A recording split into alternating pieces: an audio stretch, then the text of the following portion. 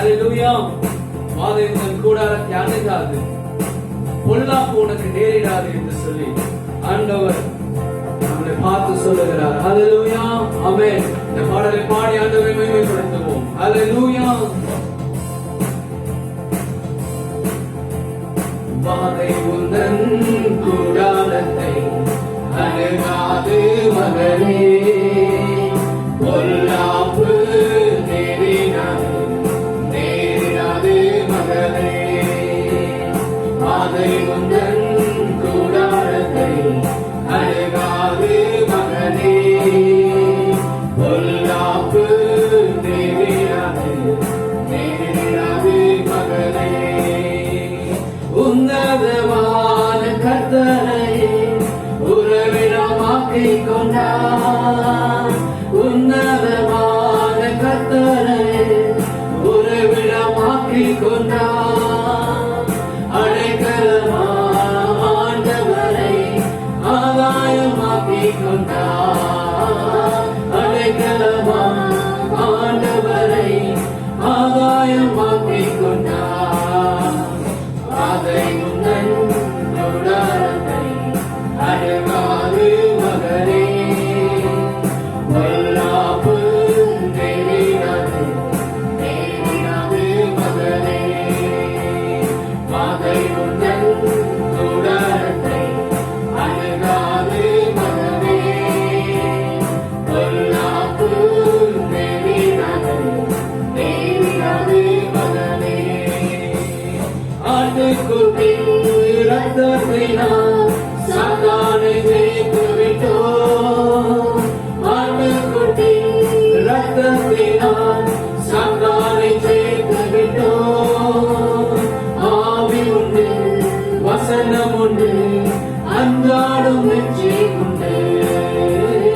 ஆவி உண்டு, வசனம் உண்டு, அன்றாடும் வெற்றி உண்டு. வாதை உந்தன் கூடாரத்தை அணுகாது மகனே, பொல்லாப்பு நேரிடாது மகனே. வாதை உந்தன் கூடாரத்தை அணுகாது மகனே, பொல்லாப்பு நேரிடாது மகனே. கர்த்தருக்குள் நம் பாடுகள் ஒரு நாளும் வீணாகாது. கர்த்தருக்குள் நம் பாடுகள் ஒரு நாளும் வீணாகாது. அசையாமல் உறுதியுடன் அதிகமாய் செயல்படுவோம். அசையாமல் உறுதியுடன் அதிகமாய் செயல்படுவோம். வாதை உந்தன் கூடாரத்தை அணுகாது மகனே, பொல்லாப்பு நேரிடாது மகனே. வாதை உந்தன் கூடாரத்தை அணுகாது மகனே, பொல்லாப்பு நேரிடாது மகனே. நம்முடைய குடியிருப்பு பரலோகத்தில் உண்டு. நம்முடைய குடியிருப்பு பரலோகத்தில் உண்டு. வரப்போகும் இரட்சகரை எதிர்கொண்டு காத்திருப்போம். வரப்போகும் இரட்சகரை எதிர்கொண்டு காத்திருப்போம். வாதை உந்தன் கூடாரத்தை அணுகாது மகனே, பொல்லாப்பு நேரிடாது மகனே. வாதை உந்தன் கூடாரத்தை அணுகாது மகனே, பொல்லாப்பு நேரிடாது மகனே.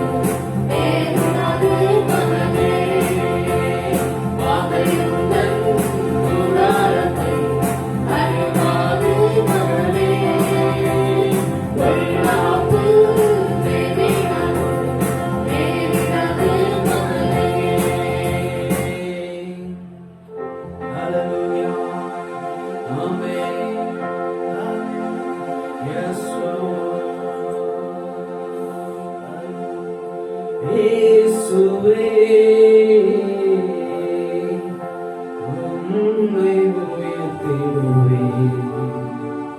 என் நேசரே, உம்மை பாடிடுவேன். இயேசுவே, உம்மை உயர்த்திடுவேன். என் நேசரே, உம்மை பாடிடுவேன். நீ செய்த எல்லா நன்மைகளுக்காக உமக்கே ஆராதனை. நீ செய்த எல்லா நன்மைகளுக்காக உமக்கே ஆராதனை.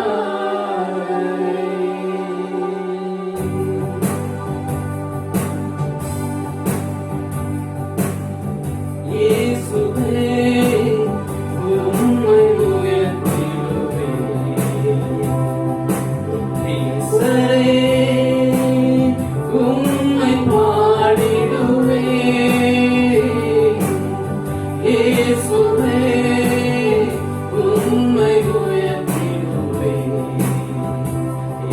நேசரே, உம்மை பாடிடுவேன். நீர் செய்த நன்மைக்காக உமக்கே ஆராதனை.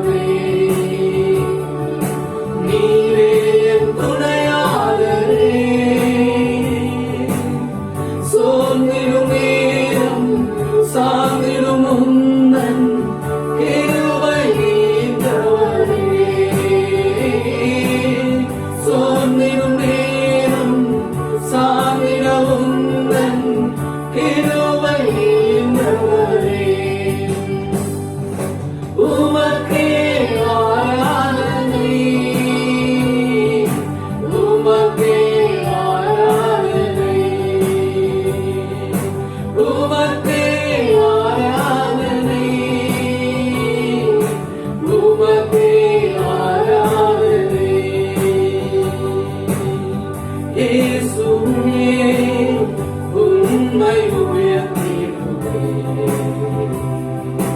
நேசரே உம்மை பாடிடுவேன். இயேசுவே உம்மை உயர்த்திடுவேன். நேசரே உம்மை பாடிடுவேன்.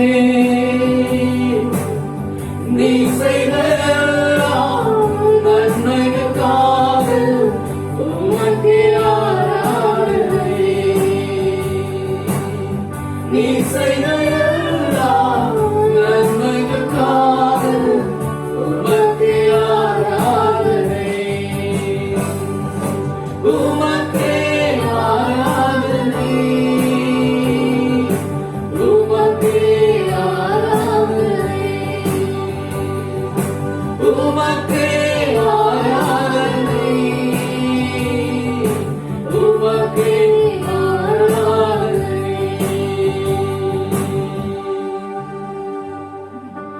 உமக்கே ஆராதனை. உமக்கே ஆராதனை. ஹல்லேலூயா. நன்றி இயேசுவே, உமக்கு நன்றி ஆண்டவரே. உங்க பிரசன்னத்துல சிறகில்லாமல் அன்புகிறேன். ஹல்லேலூயா. எஸ் லார்ட், உமக்கு நன்றி செலுத்துகிறேன். நன்றி ஆண்டவரே. ஹல்லேலூயா.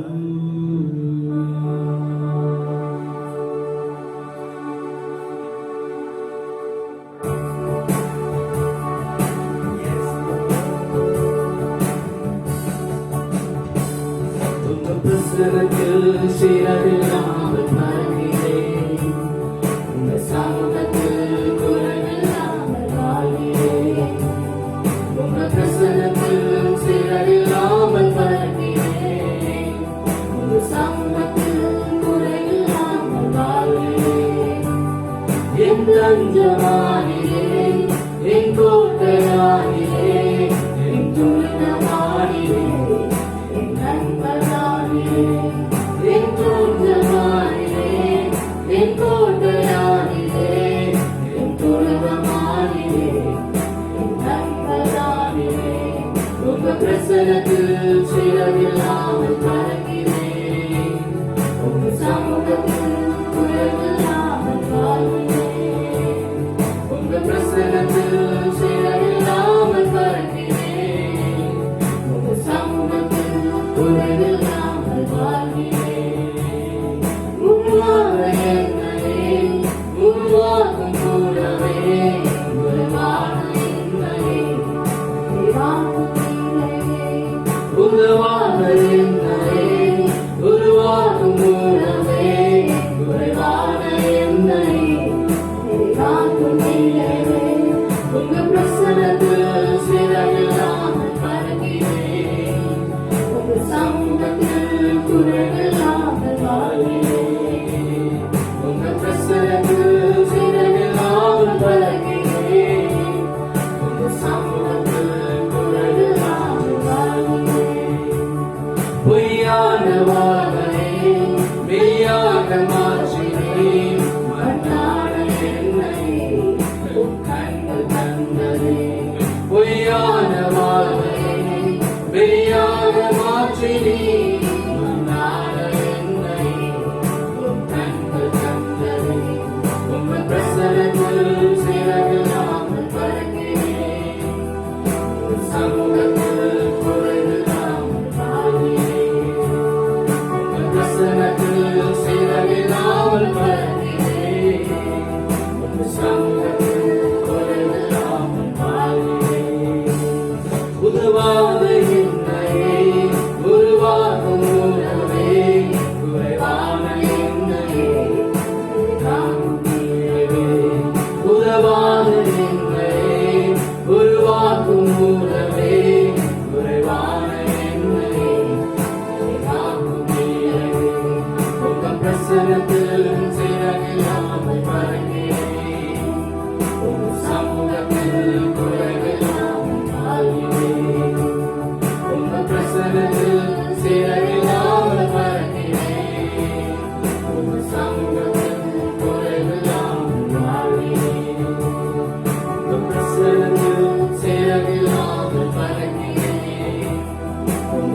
உனக்கு உலகெல்லாம் வாழ்கிறேன். உதவாத என்னை உருவாக்கும் உறவே, குறைவான என்னை நிறைவாக்கும் நிறைவே. உதவாத என்னை உருவாக்கும் உறவே, குறைவான என்னை நிறைவாக்கும் நிறைவே. ஆமென். நன்றி செலுத்துகிறோம். பரிசுத்தமுள்ளவரே, நன்றியோடு ஸ்தோத்திரிக்கிறோம். எங்களுடைய ஆவி ஆத்மா சரீரம் முழுவதுமாய் அர்ப்பணிக்கிறோம். எல்லா துதி கனம் மகிமை நாம் உமக்கே செலுத்துகிறோம். இயேசுவின் மூலம் ஜெபிக்கிறோம் நல்ல பிதாவே. கொடைக்கானல் கிறிஸ்டியன் லைஃப் சென்டர் சபையின் சார்பாக உங்கள் ஒவ்வொருவரையும் நாங்கள் வாழ்த்துவதிலே நாங்கள் மிகுந்த மகிழ்ச்சி அடைகிறோம். நம்முடைய திருச்சபை மக்கள் ஒவ்வொருவரும் கர்த்தர் கடந்த நாட்கள் முழுவதிலும் அவர்களை பத்திரமாய் பாதுகாத்து நல்ல சுக பலன் ஆரோக்கியத்தோடு கூட இந்த வாரத்திலும் ஒருவரை ஒருவர் நாம் சந்திப்பதற்கு தேவன் நமக்கு நல்ல கிருபைகளை கற்றுக் கொடுத்திருக்கிறார். ஹல்லேலூயா. கர்த்தர் நல்லவர். எனக்கு அன்பானவர்களே, தேவனுடைய வார்த்தையை நாம் சிந்திப்பதற்கு முன்பதாக ஒவ்வொரு நாளும் நாம் தேவனுக்கு எப்படி பிரியமானவர்களாக நாம் வாழ்கிறோம் என்பதை நாம் சற்று ஆராய்ந்து பார்க்க இந்த வேளையில் நாம் கூடி வந்திருக்கிறோம். நம்முடைய வேத புஸ்தகத்திலே யோவான் எழுதின புஸ்தகம் 5வது அதிகாரம் 30வது வசனத்தை நான் வாசிக்கிறேன். யோவான் 5:30. நான் என் சுயமாய் ஒன்றும் செய்கிறதில்லை, நான் கேட்கிறபடியே நியாயத்திருக்கிறேன். எனக்கு சித்தமானதை நான் தேடாமல் என்னை அனுப்பின பிதாவுக்கு சித்தமானதையே நான் தேடுகிறபடியால் என் தீர்ப்பு நீதியாய் இருக்கிறது என்று சொல்லுகிறார். ஆண்டவராக இயேசு கிறிஸ்து இந்த இடத்துல சொல்லுகிற ஒரு வார்த்தையை பாருங்க. எனக்கு சித்தமானதை நான் தேடாமல் என்னை அனுப்பின பிதாவுக்கு சித்தமானதையே நான் தேடுகிறபடியால் என்ற ஒரு வார்த்தையை அந்த இடத்துல நமக்கு சொல்லுகிறார். இன்னொரு வார்த்தை யோவான் 8வது அதிகாரம் 29வது வசனத்தை நான் வாசிக்கிறேன். என்னை அனுப்பினவர், யோவான் 8:29, என்னை அனுப்பினவர் என்னுடனே கூட இருக்கிறார்.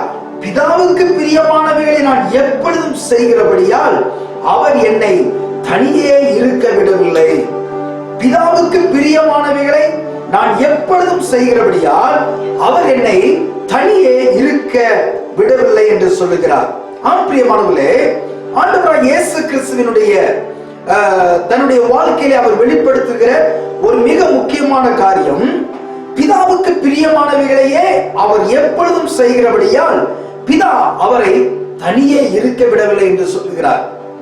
ஆம் பிரியமானவர்களே, ஆண்டவராகிய இயேசு கிறிஸ்து நமக்கு ஒரு நல்ல மாதிரியாக இருக்கிறார். எப்பொழுதுமே அவர் பிதாவுக்கு பிரியமானவைகளையே அவர் செய்கிறார். பிதாவை மகிமைப்படுத்துவது, பிதாவை பிரியப்படுத்துவது, அவருடைய இருதயத்தை குளிரப்படுவது, இதுதான் இயேசு கிறிஸ்துவினுடைய பிரதானமான ஒரு நோக்கமாக இருந்தது. ஏனென்றால் இந்த பூவுலகத்திலே பரலோகத்தை விட்டு இந்த பூவுலகத்திற்கு இயேசுவை அனுப்பின நோக்கம் எல்லாமே அவருடைய வாழ்க்கையிலே நிறைவேறுகிறது. இதை கேட்கிற உட்கார்ந்திருக்கிற தேவ பிள்ளைகளாகிய நம்முடைய வாழ்க்கையிலே ஆண்டவராகிய இயேசு கிறிஸ்துவினுடைய இருதயத்தை அறிந்தவர்களாக, பிதாவினுடைய இருதயத்தை அறிந்தவர்களாக, பரிசுத்த ஆவியானவரோடு கூட நாம் இணைந்து எப்படியெல்லாம் பிதாவை நாம் பிரியப்படுத்த முடியும், எப்படியெல்லாம் நம்முடைய ஆண்டவராகிய இயேசு கிறிஸ்துவை இந்த உலகத்திலே மகிமைப்படுத்த முடியும் என்பதை நாம் இந்த நாளிலே சற்று ஆராய்ந்து பார்க்க விரும்புகிறோம். நீதிமொழிகள் சாலமோன் சொல்லுகிற 16வது அதிகாரம் 7வது வசனத்திலே, ஒருவனுடைய வழிகள் கர்த்தருக்கு பிரியமாய் இருந்தால் அவருடைய சத்துருக்களும் அவனோடு கூட சமாதானமாகும்படி செய்வார் என்ற ஒரு வார்த்தை சொல்லப்பட்டிருக்கிறது. ஆம் பிரியமானவர்களே, ஒருவருடைய வழிகள் கர்த்தருக்கு பிரியமாய் இருக்க வேண்டும் என்று தேவன் விரும்புகிறார். இன்றைக்கு இந்த பிரசங்கத்தை கேட்டுக்கொண்டிருக்கிற வேளையிலே என் வழிகள் கர்த்தருக்கு பிரியமாய் இருக்கின்றதா? என்னுடைய சொற்கள், என்னுடைய செயல்கள், என்னுடைய எதிர்பார்ப்புகள், என்னுடைய பார்வைகள், என்னுடைய பழக்க வழக்கங்கள், என்னுடைய அனுதின வாழ்க்கையில நான் வெளிப்படுத்துகிற கனிகள், இவைகள் எல்லாமே என் தேவனுக்கு பிரியமானதா இருக்கிறதா என்பதை திருச்சபை மக்கள் நம்மை நாமே ஆராய்ந்து பார்க்க வேண்டும். வேதம் சொல்கிறது, நம்மை நாமே நிதானித்து பார்ப்போம் என்றால் நாம் நியாய தீர்ப்புக்கு தப்பித்துக் கொள்ளலாம். ஒவ்வொரு நாளும் நாம் நம்மை நிதானித்து பார்க்க வேண்டும். ஒவ்வொரு நாளும் என்னுடைய கிரியைகள் என் பிதாவுக்கு பிரியமாய் இருக்கிறதா என்பதை நம்மை நாமே சற்று ஆராய்ந்து பார்க்க வேண்டும். கிறிஸ்துவனுடைய குணாதிசயங்களை நாம பார்க்கும் பொழுது மத்தேயு எழுதின சுவிசேஷம் 3வது அதிகாரம் 17வது வசனம் சொல்கிறது, இவர் என்னுடைய நேசகுமாரன், இவரில் பிரியமாய் இருக்கிறார் என்று பிதாவாகிய தேவன் இயேசு கிறிஸ்துவை குறித்து சொல்லுகிறார். ஆண்டவராகிய இயேசு கிறிஸ்து ஞானஸ்நானம் எடுத்து கரையேறின பொழுது பரலோகத்திலிருந்து பரிசுத்த ஆவியானவர் புறாவை போல இறங்கி வந்து அவர் மேல் அமருகிறார். பரலோகம் திறக்கப்படுகிறது. பரலோகத்திலிருந்து பிதா ஒரு சத்தத்தை வெளியிடுகிறார். அது என்ன வார்த்தை? இவர் என்னுடைய அன்பான நேசகுமாரன், இவரில் நான் பிரியமாய் இருக்கிறேன் என்று அவர் சொல்லுகிறார். யோவான் 8வது அதிகாரம் ஏற்கனவே வாசித்த பிரகாரம் யோவான் 8:29 என்னை அனுப்பினவர் என்னுடனே கூட இருக்கிறார், பிதாவுக்கு பிரியமானவைகளையே நான் எப்பொழுதும் செய்கிறபடியால் அவர் என்னை தனியே இருக்க விடவில்லை என்று சொல்லுகிறார். பிரியமானவர்களே, மிக மிக முக்கியமான ஒரு காரியத்தை நாம் சிந்தித்துக் கொண்டிருக்கிறோம்.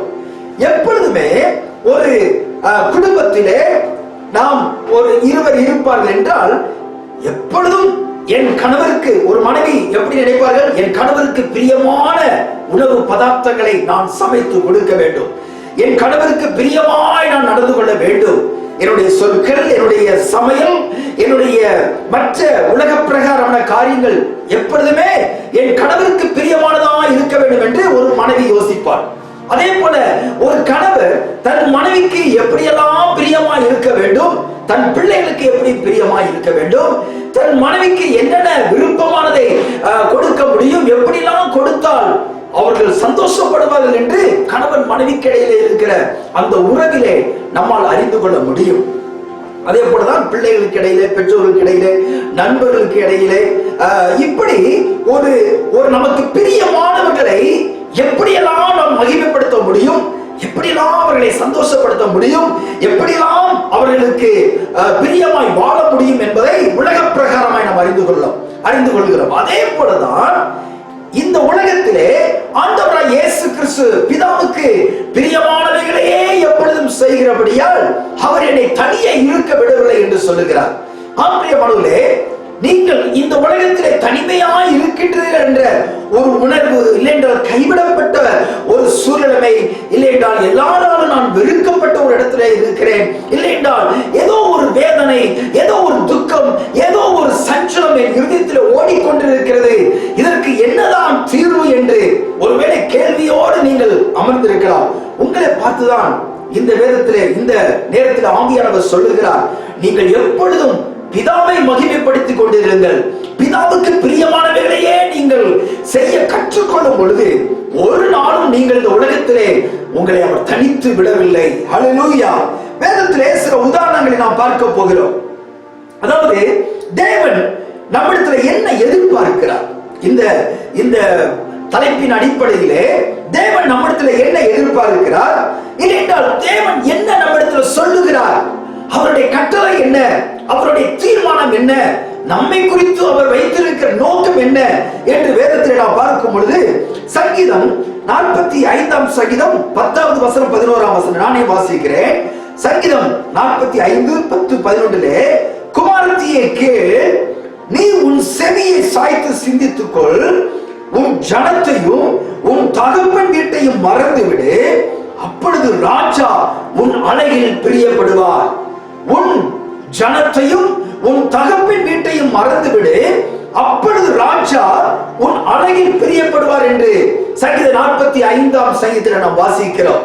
ஒரு ராஜா தன்னுடைய இளவரசியின் மீது பிரியம் வேண்டும் என்றால் அங்கே வேதம் சொல்லுகிறது, உன் ஜனத்தையும் உன் தகப்பின் வீட்டையும் நீ மறந்து விட வேண்டும் என்று வேதம் சொல்லுகிறது. இன்னொரு வேத பகுதியை வாசித்து அதனுடைய விளக்கத்தை நான் சொல்லிக்கொள்ள விரும்புகிறேன். ஆபிரகாமுடைய வாழ்க்கையிலே ஆண்டவருடைய வார்த்தை என்ன சொல்லுகிறது, அங்கே ஆபிரகாமை தேவன் ஆதியாகமம் 12வது அதிகாரம் 1 முதல் 3 வசனங்களை நாம் வாசிக்கும் பொழுது, ஆதியாகமம் 12வது அதிகாரம் 1 முதல் 3 வசனங்களில் பாருங்க, ஆபிரகாமை குறித்து ஆண்டவர் ஆபிரகாமை நோக்கி, நீ உன் தேசத்தையும் உன் இனத்தையும் உன் தகப்பனுடைய வீட்டை விட்டு புறப்பட்டு நான் உனக்கு காண்பிக்கும் தேசத்துக்கு போ. நான் உன்னை பெரிய ஜாதியாக்கி உன்னை ஆசீர்வதித்து உன் பேரை பெருமைப்படுத்துவேன். நீ ஆசீர்வாதமாய் இருப்பாய். உன்னை ஆசீர்வதிக்கிறவர்களை ஆசீர்வதிப்பேன், உன்னை சபிக்கிறவனை சபிப்பேன். பூமியில் உள்ள வம்சங்கள் எல்லாம் உனக்குள் ஆசீர்வதிக்கப்படும். இங்க பாருங்க, ஆபிரகாமை ஆண்டவர் நோக்கி, நீ உன் தேசம், உன் இனம், உன் தகப்பனுடைய வீட்டு எல்லாவற்றையும் விட்டு நீ வெளியே வா, நான் உன்னை ஆசீர்வதிப்பேன். அப்ப ஆபிரகாமை குறித்து அங்கே சொல்லப்பட்டிருக்கிறது 4ஆம் வசனத்திலே, கர்த்தர் ஆபிரகாமுக்கு சொன்னபடியே அவன் புறப்பட்டு போனான் என்று வேதம் சொல்லுகிறது. கர்த்தர் ஆபிரகாமுக்கு சொன்னபடியே அவன் புறப்பட்டு போனான். அப்ப தேவன் என்ன சொல்லுகிறார்? உன் தகப்பனுடைய வீடு, உன் தேசம், உன் இனம் எல்லாவற்றையும் விட்டு நீ வெளியே வா, நான் உன்னை ஆசீர்வதிப்பேன். நல்லா கவனிங்க, இதிலே ஒரு மனிதனை கர்த்தர் ஆசீர்வதிக்க வேண்டும் என்றால், ஒரு மனிதன் மீது தேவன் அளவுக்கு அதிகமான பிரியம் வைக்க வேண்டும் என்றால், இந்த உலகத்தை முற்றிலுமாய் அவன் விட்டு வெளியே வர வேண்டும் என்று கர்த்தர் விரும்புகிறார். இந்த உலகத்திலே அவன் சார்பு கொள்கிற காரியங்கள், இந்த உலகத்தில் ஒரு மனிதன் நம்புகிற எல்லா விதமான நம்பிக்கைகளை விட்டு நீ வெளியே வா. அதனுடைய முழுமையான விளக்கம் என்னவென்றால், இந்த உலகத்தில் நீ எதையெல்லாம் சார்ந்து கொள்ளுகிறாயோ, இந்த உலகம் எந்தெந்த காரியத்தில் உனக்கு லாபகரமாய் அமைகிறதோ அதை விட்டு நீ வெளியே வரும் பொழுது முற்றிலுமாய் நீ என்னை சார்ந்து கொள்ளுகிறாய், என்னை நம்புகிறாய், என்னை உன்னுடைய பங்காக நீ எடுத்துக் கொள்ளும் பொழுது நான் உண்மையில் பிரியமாய் இருக்கிறேன் என்று அங்கே ஆபிரகாமினுடைய சரித்திரத்திலிருந்து நாம் பார்க்க முடியும். அப்ப ஆபிரகாம் தன்னுடைய தகப்பன் வீடு, தன்னுடைய தேசம், தன்னுடைய இனம், தன்னுடைய இனஜன பந்துக்கள், நண்பர்கள், தனக்கு இருந்த சொத்துக்கள் எல்லாவற்றையும் விட்டு அவர் வெளியே வருகிறதை நாம் பார்க்கிறோம். அங்கே சொல்லப்பட்ட வேத வசனத்தின்படி கர்த்தர் ஆபிரகாமுக்கு சொன்னபடியே அவன் புறப்பட்டு போகிறதை நாம் பார்க்கிறோம். எனக்கு அன்பானவர்களே, கர்த்தர் உங்களை குறித்து ஒரு திட்டம் வைத்திருக்கிறார். அல்லேலூயா. உங்களுடைய வாழ்க்கை குறித்து, உங்கள் குடும்பத்தை குறித்து, உங்களுடைய பிள்ளைகளுடைய எதிர்காலத்தை குறித்து தேவன் ஒரு மகிமையான ஒரு திட்டத்தை வைத்திருக்கிறார். அந்த திட்டம் நிறைவேற வேண்டும் என்றால் நீங்கள் அவருக்கு பிரியமானவர்களாக மாற வேண்டும். அல்லேலூயா. நீங்கள் அவருக்கு, அவருடைய இருதயத்திற்கு உகந்தவர்களாக மாற வேண்டும். தாவீதை கர்த்தர் சொல்லுகிறார், என்னுடைய சிநேகிதன் என்று தாவீதை தேவன் அழைக்கிறார். ஆபிரகாமுடைய வாழ்க்கையில பாருங்க, சில வசனங்களை உங்களுக்கு நான் வலியுறுத்த விரும்புகிறேன். சங்கீதம் 105ஆம் சங்கீதம் 5வது வசனத்திலே ஆபிரகாமை குறித்து சொல்லுகிறார், அவருடைய தாசனாகிய ஆபிரகாம் என்று சொல்லுகிறார். இந்த தாசன் என்ற வார்த்தை யார் சொல்லுகிறார்? அங்கே தேவனுடைய சமூகத்திலிருந்து ஒரு புறப்பட்டு வருகிற ஒரு மகிமையான ஒரு வார்த்தை, அவருடைய தாசனாகிய, தேவனுடைய தாசனாகிய ஆபிரகாம் என்ற வார்த்தை வருகிறது. அதே சங்கீதம் 105:42 வசனத்திலே தம்முடைய தாசனாகிய ஆபிரகாமை நினைத்து என்ற வார்த்தை சொல்லுகிறது. தம்முடைய தாசனாகிய ஆபிரகாமை நினைத்து என்ற ஒரு வார்த்தை. இன்னும் ஒரு படி மேல பாருங்க, ஏசாயா 41:8 பார்க்கும் பொழுது ஏசாயா சொல்லுகிறார், என் சிநேகிதனாகிய ஆபிரகாமின் சந்ததி என்று சொல்லுகிறார். என் சிநேகிதனாகிய ஆபிரகாமின் சந்ததி. எனக்கு அன்பான தேவஜனமே, இந்த வார்த்தையை கேட்டுக் கொண்டிருக்கிற திருச்சபை மக்கள், நீங்களும் உங்கள் குடும்பத்தார்களும் உங்கள் பிள்ளைகளும் உங்கள் சந்ததிகளும் அவரை சேவிக்கிற ஒரு சந்ததியாக மாற வேண்டும் என்றால், இந்த முதல் தலைமுறையில இருக்கிற பெற்றோர், முதல் தலைமுறையினுடைய பிள்ளைகள் மிக முக்கியமானவர்கள். நீங்கள் பிதாவாகிய தேவனுக்கு பிரியமானவர்களாக மாற வேண்டும், அவருடைய இருதயத்திற்கு உகந்தவர்களாக மாற வேண்டும். தேவன் அதை நம்மிடத்தில் எதிர்பார்க்கிறார். அல்லேலூயா. பிதாவாகிய தேவன் இயேசுவை சொல்லுகிறார், என்னுடைய அன்பான நேசகுமாரன், இவரில் நான் பிரியமாய் இருக்கிறேன். அப்போ பிரியம் என்பது சாதாரணமாக வர முடியாது. ஒருவருடைய அன்பிற்குரியவர்களாக மாறுவதோ, ஒருவருடைய நேசத்திற்குரியவர்களாக மாறுவதோ என்பது ஏதோ ஒரு நாள் 2 நாள்ல வருவது அல்ல. ஒவ்வொரு நாளும் நம்முடைய வாழ்க்கையிலே அதை பிராக்டிஸ் பண்ண வேண்டும். ஒவ்வொரு நாளும் நாம் அதை நம்முடைய நடை உடை பாவனைகளிலே, பழக்க வழக்கங்களிலே அதை கடைபிடிக்கும் பொழுது அந்த காரியத்தை தேவன் ஆசீர்வதிக்கிறார். ஆபிரகாமை பார்க்கும் பொழுது ஆண்டவர் ஆபிரகாமுக்கு 25 ஆண்டுகள் ஆபிரகாம் அந்த வாக்குத்தத்தத்திற்காக காத்திருக்க வேண்டியதாக இருந்தது. அந்த 25 வருட பாருங்கள், ஆபிரகாம் தேவனோடு நடக்கிற ஒரு மனிதனாய் காணப்படுகிறார். ஆபிரகாம் தேவனுடைய வார்த்தைகளை விசுவாசித்து போகிறார். கர்த்தர் சொன்னபடியே என்று சொன்ன பொழுது ஆண்டவர் எதெல்லாம் ஆபிரகாமிடத்தில் எதிர்பார்த்தாரோ அந்த எதிர்பார்ப்புகள் எல்லாம் ஆபிரகாமினுடைய வாழ்க்கையில இருந்ததினால்தான் என் தாசனாகிய ஆபிரகாம் என்று அவர் சொல்லுகிறதை நாம் பார்க்கிறோம். வேதத்தில் ஒரு இடத்துல பார்க்கிறோம், என் தாசனாகிய ஆபிரகாமுக்கு நான் எந்த ஒரு காரியத்தையும் நான் மறைக்க மாட்டேன் என்ற ஒரு வார்த்தையை தேவன் சொல்லுகிறார். அப்போ தன்னுடைய இருதயத்தில் உள்ள எல்லாவற்றையும் ஆபிரகாமுக்கு வெளிப்படுத்துகிறார். ஹல்லேலூயா! விசுவாசிகளின் தகப்பன் என்று ஆபிரகாமை தேவன் அழைக்கிறதை நாம் பார்க்கிறோம். எனக்கு அன்பானவர்களே, இந்த காரியத்தை நம்மிடத்திலே ஆண்டவர் எதிர்பார்க்கிறார். அதற்கு காரணம் ஆபிரகாம் எல்லாவற்றையும் விட்டு தேவனை பின்பற்றி வருகிறது நாம் பார்க்கிறோம். அப்போ ஏனோக்கை குறித்து நாம் பார்க்கிறோம். எபிரேயர் 11:5 ஏனோக்கு தேவனுக்கு பிரியமானவன் என்று அவன் எடுத்துக் கொள்ளப்படுவதற்கு முன்பே அவன் சாட்சி பெற்றான். அப்போ ஏனோக்கை குறித்து வேதம் சொல்லுகிறது, ஏனோக்கு தேவனோடு சஞ்சரித்துக் கொண்டிருக்க வெளியிலே காணப்படாமல் போனான். அப்போ பிதாவாகிய தேவன் ஒரு மனிதனை தன்னோடு கூட இருக்க அவர் அழைக்கிறார் என்றால், தன்னோடு கூட இருக்க வேண்டும் என்று அவர் எதிர்பார்க்கிறார் என்றால், அவருடைய இருதயம் எந்த அளவுக்கு பிதாவுக்கு பிரியமாய் இருந்திருக்கும். அப்போ வேதம் சொல்கிறது, ஏனோக்கு எடுத்துக் கொள்ளப்படுவதற்கு முன்பதாகவே அவன் கர்த்தருக்கு பிரியமானவன் என்ற ஒரு சாட்சி ஏனோக்கின் வாழ்க்கையிலே காணப்படுகிறது நாம் பார்க்கிறோம். அல்லேலூயா! இந்த வார்த்தைகளை கேட்கிற நாம் நம்முடைய வாழ்க்கையிலே நம்முடைய சூழ்நிலைகளை பார்த்து அநேக நேரங்களிலே மனம் தளர்ந்து போய்விடுகிறோம். அப்படிதானே? அநேக வேளைகளிலே நம்முடைய தேவைகளை நினைத்து நாம் மனம் பதறுகிறோம். ஏதோ ஒரு பிரச்சனை நமக்கு வரும் பொழுது நம்முடைய நம்பிக்கை இழந்து விடுகிறோம். கஷ்டத்தின் வழியாக போகும் பொழுது நமக்கு இருக்கிற விசுவாசத்தை விட்டு நாம் அடிபரண்டு போய்விடுகிறோம். ஆனால் தேவனாகிய கர்த்தர் உங்களை பார்த்து சொல்லுகிறார், ஒரு நாளும் நீங்கள் சோர்ந்து போக தேவையில்லை, ஒரு நாளும் மனம் உடைந்து போக தேவையில்லை. நீ என்னை மகிமைப்படுத்து, நான் உன்னை மகிமைப்படுத்துவேன் என்று அவர் சொல்லுகிறார். இயேசு கிறிஸ்துடைய வாழ்க்கையில ஒரு மிக முக்கியமான காரியங்களை உங்கள் மத்தியில் நான் வைக்க விரும்புகிறேன். அதாவது யோவான் எழுதின புத்தகம் 17வது அதிகாரத்தை நீங்கள் எல்லாரும் எடுத்து வைத்துக் கொள்ளுங்கள். யோவான் 17வது அதிகாரத்திலே 7 காரியங்களை உங்கள் மத்தியிலே சுருக்கமாய் வலியுறுத்த விரும்புகிறேன். யோவான் எழுதின சுவிசேஷம் 17வது அதிகாரம் அங்கே 4வது வசனத்தை பாருங்கள்.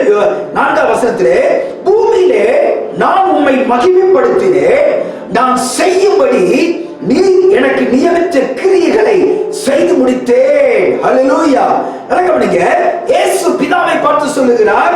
ஏனென்றால் தன்னுடைய ஒரே நேச குமாரனை இந்த பூமியில் அவர் அனுப்பினார். அனுப்பப்பட்ட அந்த குமாரனாகிய இயேசு கிறிஸ்து இந்த பூமியிலே அவர் மீது என்னென்ன காரியங்களை பிதாவாகிய தேவன் நியமித்தாரோ அவ்வளவு காரியங்களையும் அவர் செம்மையாய் செய்து முடித்தார். அங்கே சொல்லப்பட்டிருக்கிறது, பூமியிலே நான் உம்மை மகிமைப்படுத்தினேன், நான் செய்யும்படி நீ எனக்கு நியமித்த கிரியைகளை செய்து முடித்தேன். நன்றாக கவனிக்க வேண்டும். நாம் ஒரு நிர்வாகத்தில் நம்ம வேலை செய்து கொண்டிருக்கலாம். நமக்கு என்னென்ன வேலைகள் கொடுக்கப்பட்டிருக்கிறதோ அந்த வேலைகளை சரியாய் அந்தந்த நாளிலே நாம் செய்து முடிப்போம் என்றால் நமக்கு மேலே இருக்கிற பாஸ் நம் மீது மிகவும் அன்புள்ளவராய் இருப்பார், மிகவும் பிரியமுள்ளவராய் இருப்பார். வேதமும் அதைதான் சொல்லுகிறது, தன் வேலையில் ஜாக்கிரதையாய் இருக்கிறவனை நீ கண்டால் அவன் நீசருக்கு முன்பாக இல்லாமல் ராஜாக்களுக்கு முன்பாக நிற்பான். ஹல்லேலூயா! தன் வேலையிலே உண்மையாய் இருக்கிறவர்கள், தனக்கு கொடுக்கப்பட்ட பொறுப்புகளிலே, தனக்கு கொடுக்கப்பட்ட உத்தரவாதங்களிலே உண்மையாய் செய்து முடிக்கிறவர்களுக்கு இந்த உலகத்திலே ரிவார்டு உண்டு. ஹல்லேலூயா! இயேசுவும் பிதாவை பார்த்து அந்த காரியத்தை தான் சொல்லுகிறார். பூமியிலே நான் உம்மை மகிமைப்படுத்தினேன். எப்படி அவர் மகிமைப்படுத்தினார்? தன் மீது பிதாவாகிய தேவன் என்னென்ன காரியங்களை வைத்தாரோ அந்த காரியங்களை செம்மையாய் செய்து முடித்தார். ஹல்லேலூயா! எனக்கு அன்பானவர்களே, உங்களுக்கும் எனக்கும் தேவன் இப்படிப்பட்ட ஒரு காரியத்தை வைத்திருக்கிறார். தேவன் கல்வாரி சிலுவையிலே நமக்காக இரத்தத்தை சிந்தி, நமக்காக உயிரை தியாகம் பண்ணி, அவருடைய இரத்தத்தினால் நம்முடைய பாவங்களை கழுவி, அவன் கிருபை இல்லாமல் இருந்த நமக்கு தம்முடைய அன்பை நமக்கு கொடுத்து, கிருபையினால் நம்மை ரட்சித்து அவரோடு கூட இருக்கத்தக்கதான ஒரு ஆசீர்வாதத்தை கர்த்தர் கொடுத்தாரே, அவருடைய குமாரனுக்கு ஈக்குவலான அந்தஸ்தை தேவன் கொடுத்தாரே, இது எவ்வளவு பெரிய ஒரு ஆசீர்வாதம். அப்போ இப்படிப்பட்ட நன்மைகளை பெற்றுக்கொண்ட நாம் எந்த அளவுக்கு தேவனுக்கு பிரியமாய் நாம் இருக்கிறோம். இந்த உலகத்திலே நமக்கு ஒரு காரியம் கிடைக்கும் என்றால் ஒருவரை அதிகமாக நேசிப்போம். ஒருவேளை அவர் மூலமாய் அந்த காரியம் நமக்கு கிடைக்கவில்லை என்றால் நாம் தூரமாய் இருந்துதான் அவரோடு கூட நாம் பழகுகிறோம். இது உலகத்தினுடைய பண்பாடு. ஆனால் பரலோக ராஜ்யத்தினுடைய பண்பாடு அப்படி அல்ல. ஆண்டவராகிய இயேசு கிறிஸ்து இந்த பூமியிலே அவர் எதையும் எதிர்பார்த்து வரவில்லை. ஹல்லேலூயா. தன்னுடைய அந்தஸ்தை விட்டு இந்த பூமிக்கு வந்தார். அவருடைய செல்ல பிள்ளையாய் இருந்த அந்தஸ்தை விட்டு இந்த பூமிக்கு வந்தார். பாவத்திலும் அக்கிரமத்திலும் பலவிதமான சூழ்நிலைகளில் இருந்த நம்மை மீட்டெடுத்து அவரோடு கூட இருக்கும்படி உட்காரும்படி ஒரு ஆசீர்வாதத்தை கொடுத்தார் அல்லவா. இது எவ்வளவு பெரிய ஒரு வேலை. 7 காரியங்களை உங்கள் மத்தியில் வைக்க விரும்புகிறேன். யோவான் 17 அதிகாரம் 6வது வசனத்தில் சொல்லப்பட்டிருக்கு, இவர் இயேசு என்னென்ன காரியங்கள் எல்லாம் இந்த பூமியில செய்து முடித்தார் அப்படின்னு பார்க்கும் பொழுது, முதலாவதாக மனுஷருக்கு உங்களுடைய நாமத்தை வெளிப்படுத்தினேன் என்று சொல்லுகிறார். ஹல்லேலூயா. பிதாவாகிய தேவனுடைய அந்த நாமத்தை இந்த பூமியில் உள்ள எல்லா மனிதர்களுக்கும் அவர் வெளிப்படுத்துகிறதை நாம் பார்க்கிறோம். இரண்டாவதாக 8வது வசனத்திலே, நீ எனக்கு கொடுத்த வார்த்தைகளை நான் அவர்களுக்கு கொடுத்தேன். பரலோகத்திலிருந்து எதை பெற்றுக் கொண்டாரோ அதை அப்படியே தன்னை சார்ந்த மனிதர்களுக்கு அவர் கொடுக்கிறார். நீர் எனக்கு என்னென்ன வார்த்தைகளை கொடுத்தீரோ அந்த வார்த்தைகளை இந்த உலகத்திலே மனிதர்களுக்கு நான் கொடுத்தேன் என்று சொல்லுகிறார். 9ஆம் வசனத்திலே, நீ எனக்கு தந்தவர்களுக்காக நான் வேண்டிக் கொள்ளுகிறேன் என்ற ஒரு வார்த்தை சொல்லுகிறார். நீ எனக்கு தந்தவர்களுக்காக நான் வேண்டிக் கொள்ளுகிறேன். அப்போ எத்தனை நபர்களை இந்த பூமியிலே ஆண்டவராகிய இயேசு கிறிஸ்து பிதாவாகிய தேவன் கொடுத்தாரோ அவர்களுக்காக பிதாவிடத்தில் பரிந்து பேசுகிறார். அவருடைய பரிசுத்த வாழ்க்கைக்காக, அவருடைய அழைப்புக்காக, அவருடைய எதிர்காலத்திற்காக, அவர்கள் சத்தியத்தில் நிலைத்திருக்க வேண்டும் என்பதற்காக, அவர்கள் கர்த்தருக்காக வாழ வேண்டும் என்பதற்காக பிதாவிடத்திலே வேண்டிக் கொள்கிறார். 4வதாக 12ஆம் வசனத்திலே, அவர்களை உம்முடைய நாமத்தினாலே காத்துக் கொண்டேன். இது மிக முக்கியமான ஒரு காரியம். தன்னுடைய கருத்திலே பிதாவாகிய தேவன் எவ்வளவு மனிதர்களை கொடுத்தாரோ அவர்கள் வழிவிலகி போய்விடாதபடிக்கு அவர்களை தேவனுடைய மகிமைக்குள்ளாக காத்துக் கொள்கிறார். ஹல்லேலூயா. அதனால்தான் ஒரு மேய்ப்பன் 100 ஆடுகளை வைத்திருந்தார். அங்கே தன்னுடைய மந்தையை சென்று பார்க்கும் பொழுது ஒரு ஆட்டை காணவில்லை. அவர் ஒரு ஆட்டை காணவில்லை என்று சொல்லி அவர் சர்வ சாதாரணமாக இருக்கவில்லை. மீதமுள்ள 99 ஆடுகளை அங்கு வைத்துவிட்டு காணாமல் போன ஒரு ஆட்டை தேடி கண்டுபிடித்து அதை கொண்டு வந்து மந்தையிலே சேர்க்கிறார். பிரியமானவர்களே, தன்னை நம்மை சுற்றி இருக்கிற ஒவ்வொரு சூழ்நிலை மத்தியிலும் தேவன் எனக்கு தந்தவர்களை நான் காத்துக் கொண்டேன் என்ற வார்த்தை மிக முக்கியம். இந்த காரியத்தை தேவன் நமக்கு சொல்லும் பொழுது ஆவிக்குரிய நமக்குள்ளாக ஒரு காரியத்தை தேவன் வலியுறுத்த விரும்புகிறார். நம்முடைய ஆவிக்குரிய ஜீவியத்தை நாம் எப்படி காத்துக் கொள்கிறோம், பரிசுத்தத்தை எப்படி காத்துக் கொள்கிறோம், நம்முடைய குணாதிசயங்களை எப்படி காத்துக் கொள்கிறோம், நமக்குள்ளாக இருந்து வெளிப்பட்டுக் கொண்டிருக்கிற ஆவிக்குரிய கனிகளை நாம் எப்படி காத்துக் கொள்கிறோம், வரங்களை எப்படி காத்துக் கொள்கிறோம், தேவன் உங்களுக்கு கொடுத்த ஊழிய அழைப்பை இல்லைன்னா ஊழிய ஸ்தானத்தை அபிஷேகத்தை நீங்கள் எப்படி காத்துக் கொள்கிறீர்கள். இது மிக மிக முக்கியமான ஒரு காரியம். அப்போ ஆண்டவராகிய இயேசு கிறிஸ்து பிதாவை நோக்கி சொல்லுகிறார், நீர் எனக்கு என்னென்ன காரியங்களை செய்ய வேண்டும் என்று என் மீது நீர் திட்டங்களை வைத்தீரோ அதையெல்லாம் நான் செய்து முடித்தேன் என்று சொல்லுகிறார். அங்கே 5வது காரியம் 18வது வசனத்திலே பார்க்கும் பொழுது, நீ என்னை உலகத்தில் அனுப்பினது போல நானும் அவர்களை உலகத்தில் அனுப்பினேன். ஹல்லேலூயா. மத்தேயு 28வது அதிகாரத்திலே பிதாவாகிய தேவன் நமக்கு கொடுத்த பிரதானமான ஒரு கட்டளை, இது கிரேட் கமிஷன். இந்த வார்த்தை, நீங்கள் உலகம் எங்கிலும் போய் சர்வ சிருஷ்டிக்கும் சுவிசேஷத்தை பிரசங்கம் பண்ணுங்க, ஞானஸ்நானம் கொடுங்க, அவருடைய சீசராக்குங்கள் என்ற அந்த பிரதானமான ஒரு கட்டளையை நிறைவேற்றுவது தேவனுக்கு பிரியமானது. அப்போ இயேசு அதை செய்கிறார். நீர் என்னை உலகத்தில் அனுப்புவது போல எனக்கு நீர் யாரெல்லாம் கொடுத்தீர்களோ அவர்களை இந்த பூமிக்கு உலகத்திற்கு ரட்சிப்பை உண்டாக்க சுவிசேஷத்தை சுமந்து செல்ல நான் அவர்களை அனுப்பினேன் என்று அவர் சொல்கிறார். அவருடைய கட்டளையை அவர் நிறைவேற்றுகிறார். ஆறாவது காரியம் 19ஆம் வசனத்திலே, அவர்களை சத்தியத்தினாலே பரிசுத்தமாக்குகிறேன். அதனுடைய பிந்திய பகுதியை நீங்க பார்த்தீங்கன்னா, அவர்களை சத்தியத்தினாலே பரிசுத்தமாக்குவதற்கு நான் என்னை பரிசுத்தமாக்குகிறேன் என்று சொல்லுகிறார். ஆம் பிரியமானவர்களே, ஒவ்வொரு நாளும் என் ஜனங்கள் பரிசுத்தத்தை விட்டு போய்விடாதபடிக்கு, தேவ அபிஷேகத்தை இழந்து விடாதபடிக்கு, ஒவ்வொரு நாளும் தேவ சமூகத்திலே நான் என்னை பரிசுத்தமாக்குகிறேன். அப்படின்னா அதனுடைய அர்த்தம் என்ன? நான் என்னை அர்ப்பணிக்கிறேன், நான் என்னை அந்த பரிந்து பேசுவதற்கு என்னை அர்ப்பணிக்கிறேன் என்று சொல்லி தன்னை அர்ப்பணிக்கிறார். பரிசுத்தத்தை காத்துக் கொள்கிறார். தனக்கு தன்னை சார்ந்த ஜனங்களை பரிசுத்தமாக்குகிறார். யோபுவை பாருங்க, தன்னுடைய பிள்ளைகள் பாவம் செய்திருப்பார்கள் என்று சொல்லி வருடத்திற்கு ஒரு முறை தன் பிள்ளைகளுக்காக பலி செலுத்துகிறது நாம் பார்க்கிறோம். ஆம் பிரியமானவர்களே, கர்த்தர் நமக்கு கொடுத்திருக்கிற பரிசுத்த வாழ்க்கையிலே எந்த இடத்துல தவறு செய்கிறோமோ அந்த தவறிலிருந்து நீங்கள் விடுபட வேண்டும். அந்த தவறான வழிகளை விட்டு நீங்கள் மனம் திரும்ப வேண்டும். நீங்கள் வெளியே வர வேண்டும். ஒவ்வொருவரும் உங்களை பரிசுத்தமாக்கி கொண்டே இருக்க வேண்டும் என்று தேவனுடைய வார்த்தை சொல்லுகிறது. ஆமென். 22ஆம் வசனத்திலே 7வதாக, நீ எனக்கு தந்த மகிமையை நான் அவர்களுக்கு கொடுத்தேன். ஹல்லேலூயா. எனக்கு என்ன மகிமையை இந்த பூமியை கொடுத்தீங்களோ அதே மகிமையை நான் இந்த மனிதனுக்கு கொடுத்தேன் என்று சொல்லுகிறார். பரலோகத்திலிருந்து ஒரு வழியாக அவர் பெற்றுக் கொள்கிறார். பெற்றுக்கொண்ட அந்த மகிமையை, பெற்றுக்கொண்ட கிருபைகளை, பெற்றுக்கொண்ட பரிசுத்தத்தை தன்னோடு இருக்கிற மக்களுக்கு, தன் சீசர்களுக்கு கொடுத்தேன் என்று சொல்லுகிறார். அதே 24ஆவது வசனத்திலே, நான் எங்கே இருக்கிறேனோ அங்கே அவர்களும் என்னுடனே கூட இருக்க விரும்புகிறேன். அந்த மகிமை என்னவென்றால், நீ எனக்கு கொடுத்த மகிமை நான் உனக்கு கொடுத்தேன். அது எந்த மகிமை? நான் எங்கெல்லாம் இருக்கிறேனோ அங்கெல்லாம் என்னுடைய மக்களும் என்னோடு கூட இருக்க வேண்டும்.